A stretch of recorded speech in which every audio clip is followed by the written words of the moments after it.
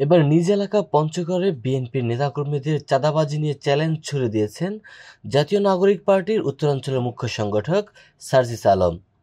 এ সময় তিনি বলেন, তার এলাকার বিএনপির নেতাদের কর্মকাণ্ড প্রমাণ করার চ্যালেঞ্জ যদি তাকে দেওয়া হয়, তাহলে কারোর মুখ দেখানোর মতো অবস্থা থাকবে না।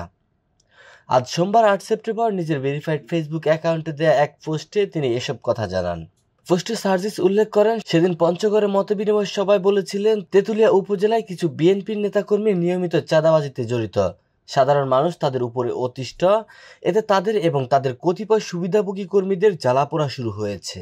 এ সময় তিনি আরও উল্লেখ করেন, বাংলাবান্ধা স্থলবন্দর থেকে শুরু করে পাথরের ট্রাকে চাঁদাবাজি, রাতের আধারে অবৈধ ড্রেজিং মেশিন দিয়ে বালু ও পাথর উত্তোলন থেকে শুরু করে টেন্ডারবাজির নামে লুটপাট, বিভিন্ন প্রজেক্ট থেকে শুরু করে জেলার বাইরের ব্যবসায়ীদের থেকে মোটা অঙ্কের অর্থ কালেকশন সব প্রকাশ করা হবে।